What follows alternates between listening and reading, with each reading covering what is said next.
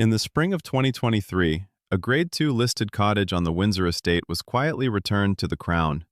10 bedrooms, originally built in 1801, renovated between 2018 and 2019 at a cost to the British taxpayer of £2.4 million, a cost subsequently repaid in full by the man who had been living in it. By June of 2023, his belongings were gone. The keys were returned. The Sovereign Grant Report logged the cottage, in official language, as remaining empty. It is called Frogmore Cottage. You may know it as the home Harry and Meghan loved and left. That is the most recent version of its story. It is also the smallest, because long before the Sussex name was attached to it, and long before that name became, in itself, a battleground, Frogmore Cottage had already been given by a monarch to a confidant, taken from that confidant by his heir, given again to a Russian aunt in exile, and lent, refurbished, and reclaimed across more than 120 years of royal family politics. This is not, in the end, a story about a building. It is a story about who the British royal family decides is family, and for how long. The place. Frogmore is a low-lying piece of marshland on the south side of Windsor Home Park. The name is older than any of the buildings on it. According to the Royal Collection's own history, the name derives from the simple, unflattering fact that the area was, for centuries, overrun with frogs. Queen Victoria, who knew the ground well, called them, in one of her journals, quite dreadful. The estate has been royal property since Henry VIII acquired it in the 16th century, but it took until 1792 for a queen to want to live there. Queen Charlotte, the consort of George III, was the first. She bought the lease of the main Frogmore house as a country retreat for herself and her unmarried daughters. The grand Wyatt-designed house came first. The smaller cottage that interests us, Frogmore Cottage proper, followed in 1801, built on her instructions by a builder named Bowen at a recorded cost of £450. For its first 90 years, the cottage was used the way royal estates often use such buildings, as housing for staff, for visiting relations, for whoever the family wanted on the grounds but not in the main residence. It was not, in those years, anyone's home in the modern sense. That changed in 1893, the first family, Abdul Karim, 1893. In the summer of 1893, the cottage was assigned to a 30-year-old man named Muhammad Abdul Karim. 6 years earlier, Karim had arrived in England as one of 2 Indian servants selected for the Golden Jubilee of Queen Victoria. He spoke Urdu, some Persian, a little English. Within months of his arrival, the elderly queen had taken to him in a way that none of her household understood and several of her household actively resented. By 1889, she had appointed him her munshi, her teacher, and was taking daily lessons in Hindustani from him. By 1893, he had been given Frogmore Cottage as a residence on the estate. He brought his wife, he brought, at intervals, his father. He brought relatives from Agra. For roughly the last 7 years of Queen Victoria's reign, the cottage at the marshy edge of Windsor Home Park housed an Indian Muslim family at the personal invitation of the British sovereign. Sources are unusually clear on this point. The biographer Shrabani Basu, working from Victoria's surviving Hindustani journals and from records preserved in Karachi and at Windsor, documented in her 2010 book Victoria and Abdul that the royal household repeatedly petitioned the Queen to remove the munshi from her circle. They refused to dine at the same table. They referred to him in writing in terms that would not be printed today. The Queen, who had her own complicated reasons, including loneliness, curiosity, and a refusal to be told what to do, held firm. So long as she lived, the munshi stayed at Frogmore. She died on the 22nd of January, 1901. Within days, her son, the new King Edward VII, sent men to Frogmore Cottage. Most of the correspondence between Victoria and the munshi was seized and burned. What was not burned was returned to Karim. Karim himself was sent back to India. He was, in the new king's view, no longer family. He died in Agra in 1909. The first family had been removed. Counter-narrative, and there is one.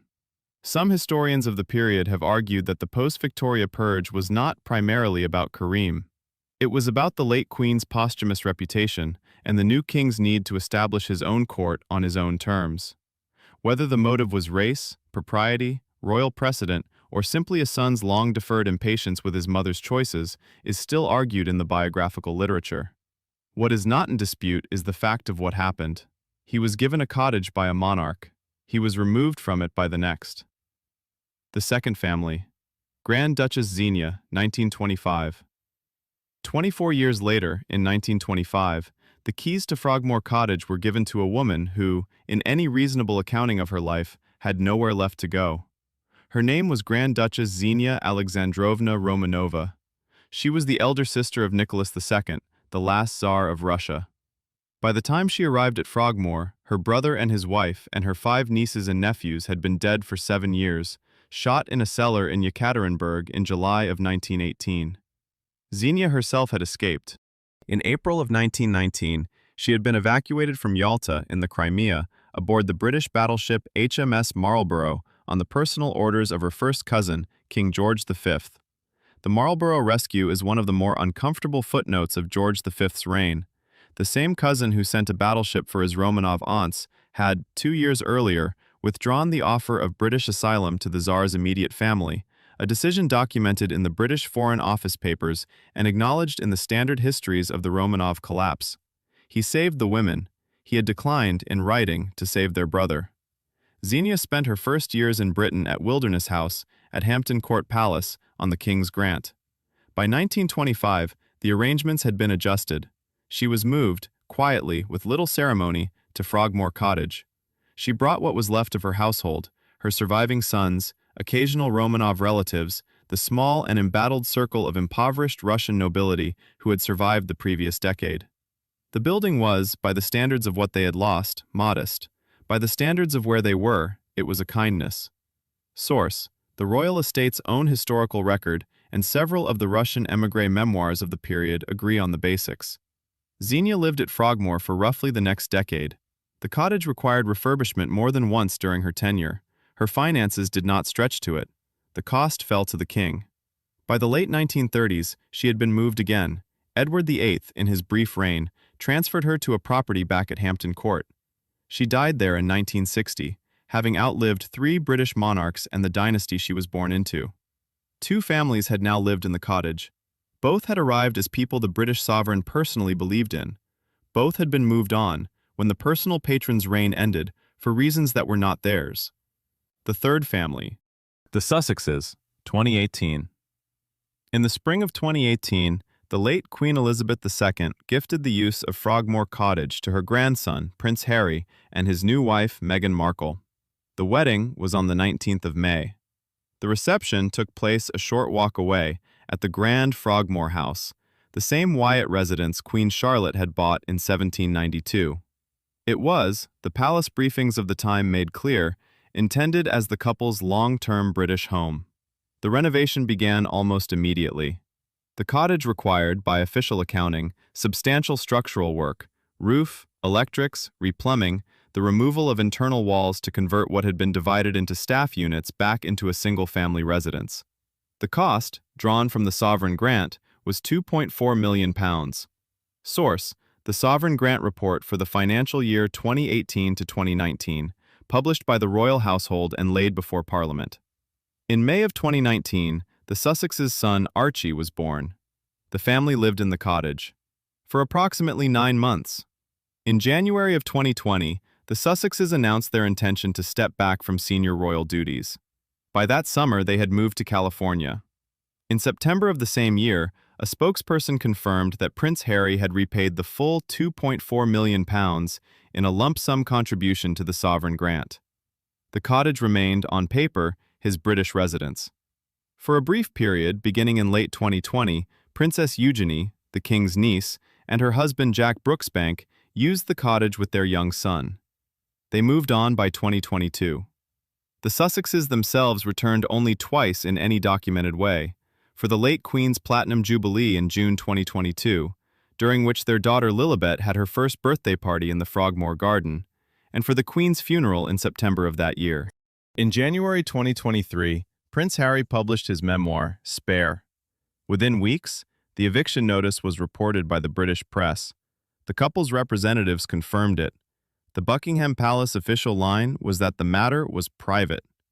By June, the sovereign grant briefing confirmed the cottage was empty. Counter-narrative. There are at least 3 versions of what happened in those final months, and the public record contains all of them.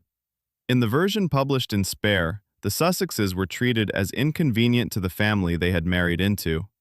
In the version carried by royal correspondents close to Buckingham Palace, the cottage had simply ceased to be needed by a couple who lived in Montecito, and the estate is not in the business of maintaining empty buildings for absent residents. In the version that emerged through The Sun and other London papers, the cottage had been offered to the Duke of York, Prince Andrew, as a smaller, less costly alternative to his existing residence at Royal Lodge. The palace did not confirm the Andrew offer. Andrew did not move in. As of the most recent public confirmation, the cottage has not been formally reoccupied. 3 families, 3 departures, 1 building. The pattern. Step back from any one of these stories, and the map begins to draw itself. In 1893, the cottage went to a man whom the British royal household considered an outsider, championed by the monarch over the household's recorded protest. He was removed when the monarch died. In 1925, the cottage went to a Romanov, championed by a sovereign who had, on the record, declined to extend the same protection to her brother. She was supported there until her finances and the family's priorities changed. In 2018, the cottage went to a couple, 1 British prince, 1 American actress, championed by a sovereign in the final years of her reign. By the time the next sovereign took the throne, the couple had been asked to leave. The pattern is not subtle. Frogmore Cottage has, 3 times across 130 years, been used by a British monarch to bring into the inner circle a person whom the wider royal establishment did not entirely wish to see there. And 3 times, when the personal protector died or stepped back, the establishment quietly reasserted itself. The cottage itself is, by royal standards, not large. 10 bedrooms, a modest Grade 2 listing. It is, in the most literal sense, a house on the edge of the family's main grounds, close enough to be inside the gates, far enough to be out of the way. That, perhaps, is what it has always been. A way for a monarch to keep someone close when the rest of the family would prefer them at a distance. Coda. Today the cottage stands empty. The grounds are immaculate. The Sovereign Grant Report logs the maintenance cost. The Royal Collections website maintains the entry for the wider Frogmore estate. A few tour groups, in season, walk the gardens. If a 4th family is one day moved in, and 3 different British newspapers on 3 different occasions have suggested 3 different candidates, they will inherit a piece of property that has, more reliably than almost any other royal residence in modern memory, given a name and a roof to people the family was not quite ready to call its own. To follow the rest of that map, the houses, the falls, the names the family kept and the names it did not, the next file opens here on the channel.